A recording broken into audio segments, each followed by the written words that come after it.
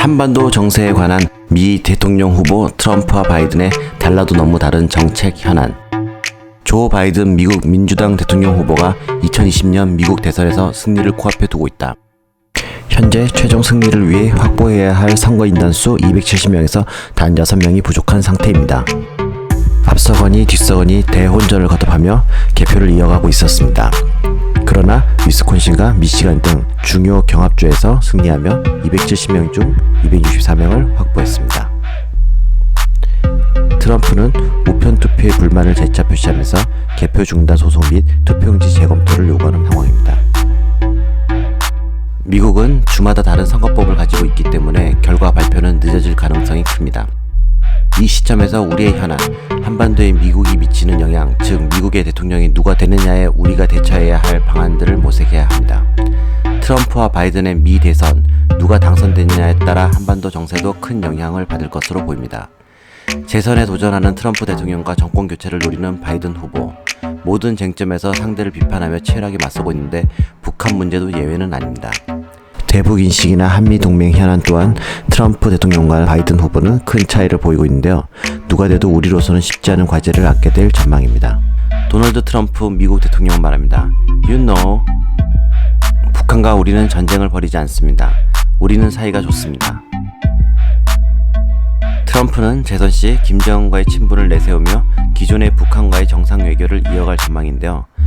하노이 회담 때보다 좋은 성과를 내야 하기 때문에 북한과 미국 모두 기싸움이 치열할 것으로 전망됩니다. 조 바이든 미 민주당 대선 후보는 말합니다. 트럼프가 뭘 했죠? 북한을 인정했습니다. 트럼프는 김정은 위원장의 좋은 친구라고 하고 친하다고 했습니다. 하지만 그는 폭력배입니다. 바이든은 대통령에 당선되면 트럼프 대통령이 주관하는 정상 간의 만남, 즉 탑다운 방식이 아닌 실질적인 비핵화를 우선으로 하는 실무 협상 방식, 즉 바텀업 방식을 우선으로 하고 북한 인권 문제를 중시해 북미 대화의 교착 국면이 지속할 것이라는 관측이 전망됩니다. 바이든, 그가 대통령이 되면 내각 인선, 대북 정책, 재검토 등의 시간이 걸릴 수밖에 없어 북한이 미국과의 협상을 앞당기기 위해 북한은 무력 도발을 자주 일으킬 가능성이 큽니다. 또한 트럼프 대통령은 주한미군 철수 위협을 불사하며 방위비 인상을 한층 강하게 요구할 것이 확실시됩니다.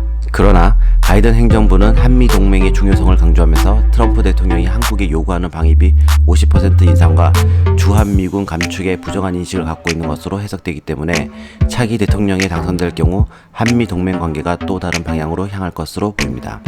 그러나 미중 갈등이 계속되는 상황에서 트럼프든 바이든이든 누가 당선되더라도 한국의 입장은 더욱더 곤혹스러워지고 결국 외교 난제를 겪게 될 것이라는 게 전문가들의 의견입니다.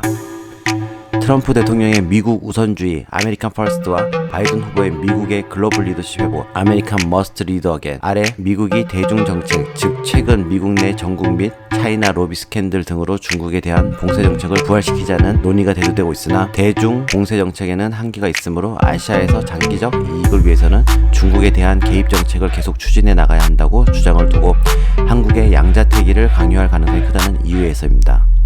어쨌든 트럼프가 한국이 누구 편인지 선택하도록 노골적으로 강요했다면 바이든은 조직적인 양상으로 한국을 압박해올 것으로 전망되며 대북 경제 제재를 더욱 압박해 중국과의 갈등을 더욱 심화시킬 것으로 보입니다. 이번 미국 대선은 유례없이 긴 시간 동안 논쟁이 될 것으로 예상되며 여러분들도 트럼프 또는 바이든 누가 미국 대통령이 될 것인지 관심 가져보셨으면 좋겠습니다. 오늘도 영상 시청해주셔서 감사합니다. 구독과 좋아요는 힘이 됩니다.